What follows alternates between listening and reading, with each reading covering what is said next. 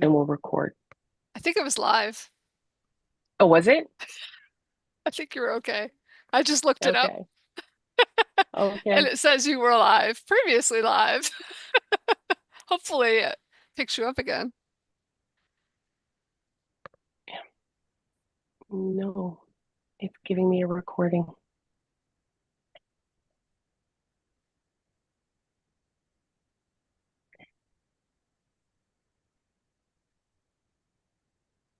Well, welcome everybody. We're going to go for this again. Welcome back to our live stream. Today we are here with Ahmed Zouhair, who is the author of Going Pro 2.0, and Kelly Schrank, who wrote a wonderful book called Design for Clarity. And I, of course, am Paula Skaper. I'm the author of Rethink, Realign, Reinvent: How Bold Leaders Navigate Chaos to Build a Business that is crisis proof and future ready. So, Kelly, Ahmed, and I all wrote very, very different books. And yet, even though we came at it from different fields and for very different audiences, we all ended up at the same conclusion, which is that professional expertise isn't enough unless you have deliberate systems underneath. You're actually creating a ceiling for your growth. So I would love to start by just having each of you guys give me like the quick 30-second version of what it was that drove you to write your book in the first place. Kelly, Kelly, why don't you kick us off? Yeah. Okay. Sorry. Um, we're putting you on the yeah, spot, no, it's fine. I just wasn't sure. Like I guess I missed it. It's So it's my a book is loaded Clarity question. by Design. It's comprehensive checklists and medical communication. And I got my start in talking about this topic in about 2011. Um, I had just taken on a new job as a medical editor, which was new to me. I'd been a technical editor for a long time. But then I got into this medical editing, and there's just so much more to it that I needed tools that could help me out with that. And so my first American Medical Writers Association conference, well, my second one, I did a roundtable and I said, yeah, I was like, tell me about your editing checklist. Like, I don't know what I'm doing. Like, help me, and I'll tell you what I've learned and you tell me what you've learned. And so that was the start of it. And then, over the last 15 years, I've just enhanced the idea. And then finally I wrote a book. So Well, Awesome. that's Awesome. So it was basically a culmination of your life's work. yeah, yeah. Yeah. For explaining it. You know, And, career and what work, about yeah. what Yeah. about you, Ahmed? I think it's the same thing as Kelly. Mine is also, I figured I've been dealing with a lot of framework processes and systems in project and program management. So I figured why not just use my own framework, which is the IOR framework. And that's really what drove me to make it really Hmm. simple with 3 steps, apply it to folks that are looking for a job and specifically for Gen Z and future generation Right. because of this AI disruption. We really need kind of like what we're going to talk about, which is really some structures and some systems in place and some, like self-reflection and self-awareness and so forth. So really what draws me is just use my expertise to apply it into this book and share it with these folks so they can help them use some organization, some structure in their goals, whatever it is, whether they are looking for a job or looking for an internship or looking for a promotion. It's just really a Hmm. basic system that would help them. Oh, that's fantastic. That is fantastic. It's funny, my journey was not all that different. I ran a digital marketing agency for over 2 decades. And during that time, I worked a lot with $3 to $30 million companies on growth systems and strategies.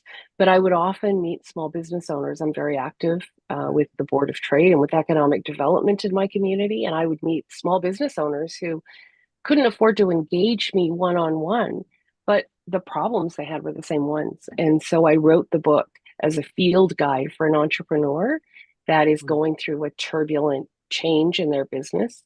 and so that they can work through the book, kind of like a self-directed workshop to get that growth unstuck and follow the same system that I use with larger companies. It's interesting how we all kind of built over years of experience. What I'm curious, and Ahmed, I'm going to ask you to start here. What do you think is the most common thing that you see skilled professionals do that's actually holding them back? That's a load of questions, Yeah. There could be a Paula. lot of I answers think, to that, right? yeah, I think what I notice is really lack of strategy, mainly a roadmap and navigation toward your North Star. And there is a disconnect sometimes in communication between the top and bottom and in between. So I think the main thing is lack of communication, disconnecting, collaboration, and technical expertise is out there. But I think when you have that gaps between the top and the bottom, it created a conflict, and it doesn't lead to successful outcomes. Got it. Got it. What about you, Kelly? What do you think? Yeah, I think what I see is smart people who think that they're too smart for checklists. They don't need that help. Oh, And we all do because there's so much going on. And if you do get good at whatever job that you do, you end up with more. And it yeah. makes it even harder to track and even harder to keep things going and moving forward. And what I find with my comprehensive checklist is you can kind of use that as your second brain and have everything in the checklist that you might need. So for an editor, I'm going to need style and format. I may work in systems, have processes that are going to need, I need to know little details about how to do certain tasks for certain, clients or authors or whoever. And so I like to put all of that into a checklist for a particular task. So I like Ahmed is looking at this huge, and I'm looking at like little tasks, like I want It's people right. to be better Yeah. at doing their tasks that they have to do. Like I just think it can transform your workday to have these kind of like Yeah. these checklists for the particular tasks that you have to do on a day-to-day basis. Yeah, So, that's awesome. What's really funny is that I'm actually right in the middle between both of you, where I see companies um, doing one or the other and never both together. mm, And so I will see businesses that spend massive amounts of money with an agency to come up with a brand concept or a creative idea. And then they never build the bridge to take that creative concept and turn it into actionable. How do we live that on the ground? How do we fulfill that? How do we operationalize that inside our business? And when you do that, it falls flat. Like it literally just doesn't work. So you spend all this money. And then I don't know if you guys have ever talked to an entrepreneur who was like, I've hired 3 agencies and none of them did any good work. And I wasted all this money and I'll never work with an agency again. Yep. Um, All the and time. I hear that from founders. And what's happened is they've done all the upfront work, but they've never internalized it. And then there's the other side of the fence where you hear people who are saying things like, I've got an email program and I've got a salesperson and I'm doing outbound calling and I'm doing LinkedIn prospecting and I have a social media person and I'm doing social media posting and I'm running YouTube videos and I have a podcast and and they have this long list and they're checking all the boxes and they've never done the work of figuring out what the unifying theme is that makes all of that row. Yeah. And it's like, or why? or what? Why are you Yeah, doing all that? Like, what is the end result? totally. What are It's you like trying to do? 5-year-olds in a canoe. They're Yeah. they're all the kids are in the canoe. They've all got a paddle. They're all rowing, and it's just splashing in the canoes, going in circles around. You got it. And so you got to have that unifying force so that everybody's rowing in the same direction. And so my book is really about here's the front end and here's the back end. But I loved what you said about smart people who think their brains are the place where they need, so they don't need a checklist. I couldn't live without my checklists. I view my checklists as the place where I put all this stuff that I don't have room for in my closet. And Closet. my Yeah. yeah, my closet has all the important things. It's got my knowledge, it's got my expertise, it's got my experience. And if I have to choose what's coming out of the closet, those things I'm not giving up because they're what make me unique. So I have my checklists that make sure I don't forget to cross my T's and dot my I's, basically, and follow through all the steps. So I love that. And get Um, everything done consistently and more yes, efficiently. absolutely. Ahmed, do you have anything like that in your IOR framework that helps people make sure they've covered all their bases? Or I I really like, I think I can use another word for you, Kelly. In the military, they use SOP, operating Yeah. standard procedures, and Yep. it works 24/7, whether it's in the yeah, military, Army, Air Force, Yeah. whatever, Marine. Yeah. And because I worked with the military, I was an instructor in Killeen, and they go by a checklist all the time. And Yes. I think checklist is just helps you stay grounded, focus, and being productive and prioritize instead of being yeah, distracted. And that's what leads to clarity and focus and production and time management and attention management. And that's really what my framework is all about. Is really bring you back and focus on what do you need first, your input, what are your output, and what's your result. So it's really a basic framework that start with input like an inventory, an information, identity, inventory of skills, resources, network. If you're looking for a job, resources, infrastructure, and output is really the outside. How do you see the word in terms of your brand? right. Your brand and your brand book. I think you have to look, your reputation, how the people sees you when you're not speaking, your communication, your soft skills, and so forth. And the result is just will follow from the in and out. That's really comprehensive. Yeah. I'm going to switch gears for a bit Yeah. because we all deal with professionals and professional expertise. And Mhm. there's this thing that's popped its head up in the last few years that everyone's talking about is going to eliminate all of us. And we're all just going to be in the unemployment line. And that's AI. And so I would love to hear from each of you, like your 30-second take on where AI fits into your world, or where does it absolutely not fit into your world in terms of getting it right as an expert and as a professional.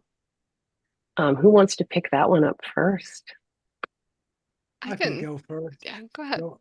No. Okay. Go ahead. Well, history teaches us that back in 2000, whatever, the internet, we were skeptical about it, and we finally accepted that it's here to stay, and we have to deal with it. And there was a lot of changes, a lot of disruption in terms of, digital transformation, information technology, telecommunication. There was a lot of disrupt, a lot of changes in terms of what we have been doing. And I see the same thing with the AI. So there was a lot of investment from these big company, the usual suspect, which is OpenAI and Nvidia, Cisco, and so many big companies like Google and so forth. And I feel like AI is here to stay.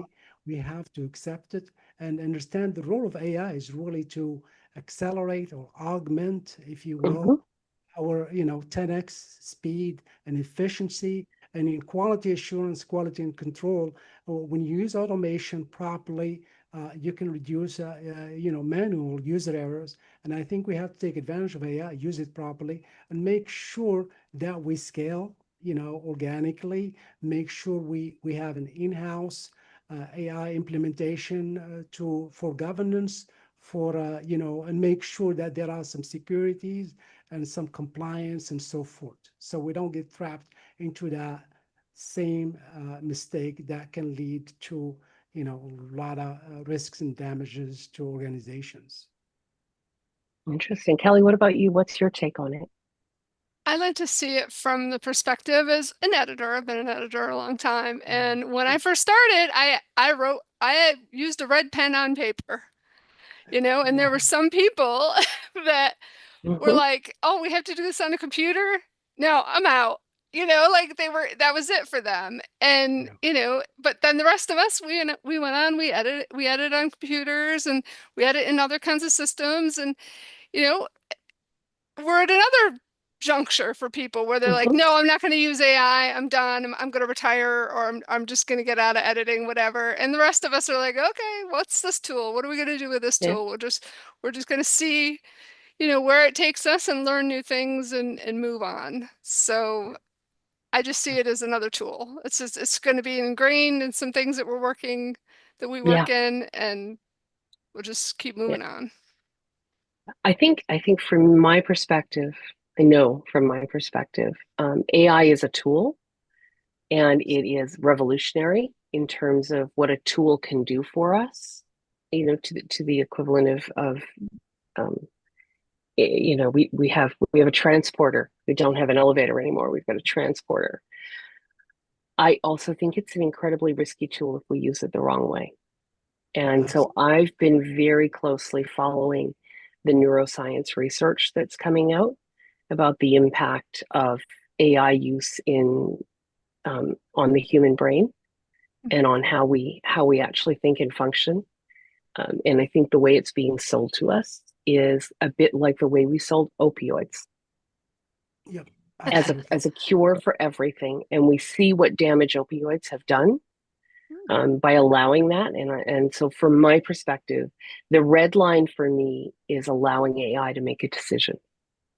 I use AI almost daily in my work. I use it to help me with analysis. I used it to help me put together an agenda for this call that made sense. I use it for pattern recognition, but I do not ever, ever, ever use it to make a decision or to or for advice. And I know a lot of people out there are using AI for business advisory services.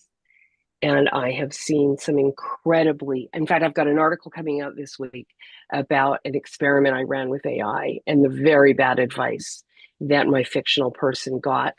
And it was started because a client of mine had spent thousands of dollars working with a vice president of sales, a sales trainer who had 35 years of experience selling multi-million dollar B2B contracts to build a playbook for her business. And she got some feedback from him she didn't like. So she took it to ChatGPT, and ChatGPT agreed with her that the playbook was inappropriate for her Always B2B agrees with you. company and was more appropriate for a retail store. And Wow. it was just such bad advice. And unfortunately, this person is entrenched in this belief now because ChatGPT said so. And um, it just got me thinking, like, how easy is it to manipulate AI? And I've gotten pretty good at it. I can get AI to agree with me on the most extreme and ridiculous viewpoints within about 3 prompts Yep. to completely Absolutely. reverse. So Yeah. for me, it's the decision making. So I have one more question that I'm going to ask each of you, and then I'm going to quickly wrap us up. And that is, when you are the product. So as an author, which is this journey that we've all joined on, suddenly you become the product. What does scaling yourself look like when you're the product? I can take that. Mm-hmm. Let me just remind all of us we are the product of every platform that we use today, whether we like it or not. If you're using Facebook, you are the product of that platform. If you're using now AI, you are the product of OpenAI, ChatGPT, Google Gemini, or Claude, Anthropic, whatever, because you're not paying for, even with a subscription, you are the product of that platform because it knows more about you. It understands your persona, your brand, and so forth. So we are the product, whether we like it or not. And we have to make sure that we use as a product. My time is very valuable. So if I have to pay myself as a product per hour or per whatever, my time has to be spent wisely and effectively whenever I'm using a platform or so forth. So I really have to make sure I'm using the tool, like you said, properly. I'm not breaching any security or ethical or governance or and so forth. So scale is really use the tool properly, use it with moderation. You can get wrapped into a rabbit hole when using these tools like Claude or whatever, and you can spend because it responds, it's engaging. Back in the days, we have tools that doesn't respond. Today, with Claude and this OpenAI, you're engaging, you're asking a question, it respond, and it just gives you more options. And it created this conversation that never ends, and you have to be very careful about spending your time wisely. And that's how you're going to scale is by everything that you use it with moderation, and make sure you're not part of that system of that bubble of AI that is created without our knowledge, and we have to be very, very careful that we don't fall into that trap. That's it. That is a robust answer Yeah. and completely not what I was expecting. And I'm afraid that that's a whole other conversation because that was really meaty, Ahmed. Yeah, for Kelly, sure. do you have anything you want to add to that? That is not where I thought we were going to go with that question either. But I like your idea of the tools that we use, just because checklists are a tool, and I think they can help us do a little bit more, a little bit better every day. But as far when I think about scaling as of me as a person, like Mhm, what I'm finding is that I'm almost scaling back. Like I don't want to do as much, but I want to like interact with people more, mhm. like calls like this and just getting to know people and I feel like that is giving me more like of something that I need about, in the world, that kind of connection and, people having the connection, it's just good to have people see the book and, read the book or see me talk and go, oh my gosh, like I need a Yeah. comprehensive checklist, for this task. And to me, it's almost like I'm trying to get smaller. I'm trying to get down to the person and, as opposed to bigger out to more people, so Absolutely. Yeah. a different way, different I like scale, small scale. I like that. I Love it. like that. Love it. Yeah. I like that.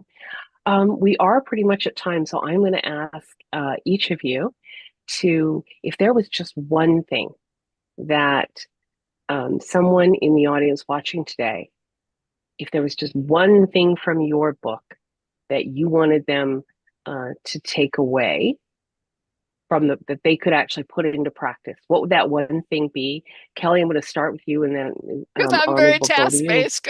I'm like Yes. very quick. I'm just gonna say just try a checklist, just try to put together a comprehensive checklist for a task that you have, especially if it's something that kind of you don't you're like, oh, what could I don't feel like I'm doing this the best way I could, or I could be more efficient, or I could be more consistent. Just try just try it. Because I know there are people who are not as excited about checklists as I am. It's not hard to not be as excited as I am, but that would be my goal is to have people at least try to create a comprehensive checklist for a task that they do. All right. Try a checklist. So, Ahmed, what's yours?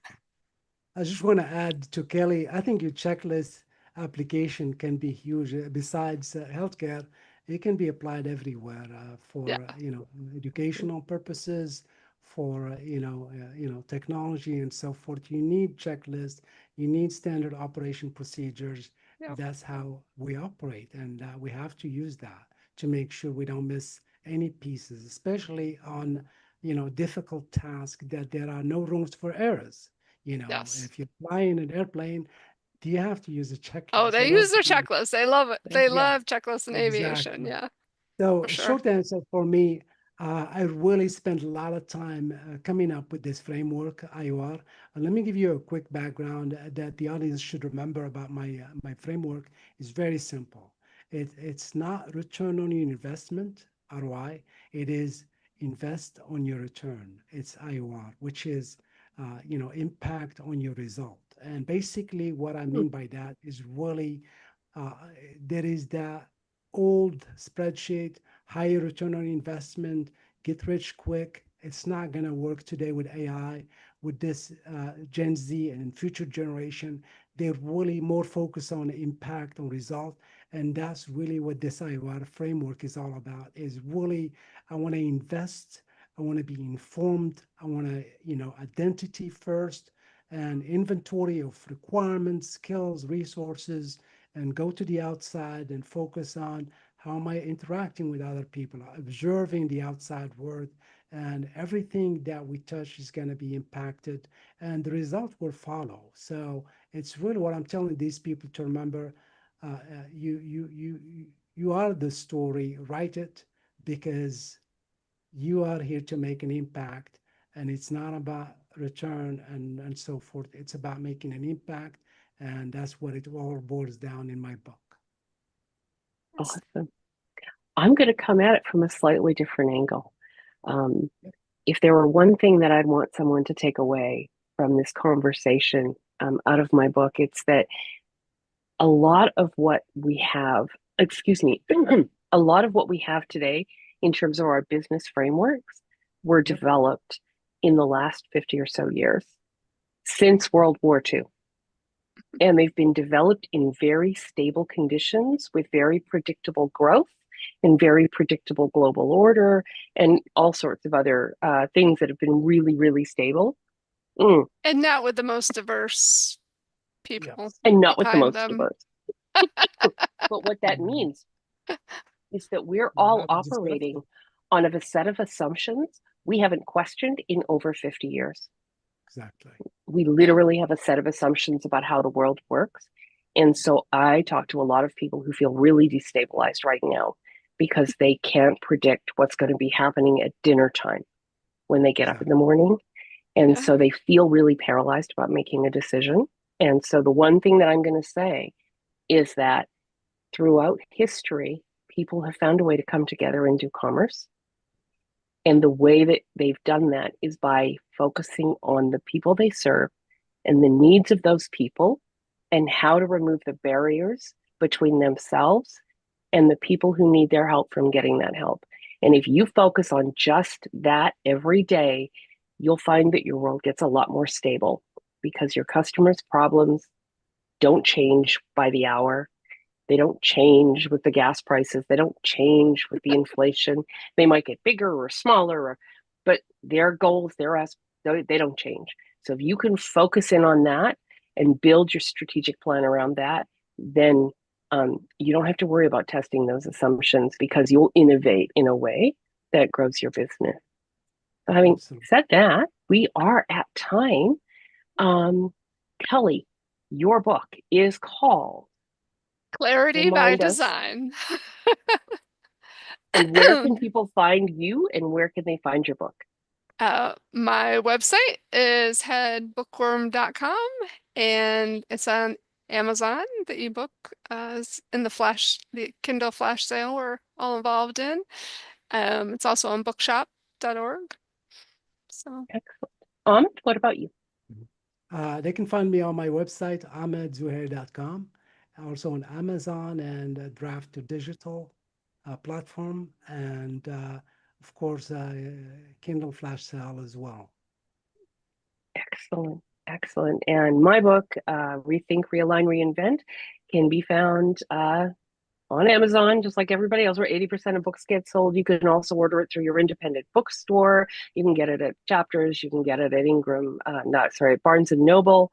So all sorts of different places. But the best place to get any of our books right now is at the Kindle flash sale. And the URL for that is kindleflashsale.com/ and you can put any one of our first names in there, /Paula, /Ahmed, /Kelly. That will get you to the bookshelf. And we are joining this week 34 other authors who've all put our Kindle ebooks on sale for 99 cents. So it's an amazing opportunity. Yeah, there's a few that are mine's very approachable and it's got a lot of graphics. So it's a little bit more, sorry. That's all right. So go to the kindleflashsale.com / Paula or Kelly or Ahmed, and you will find an amazing selection of books. You can find me at paulaskaper.com, and I thank you so much for joining us today on this live stream. Thank you for doing this.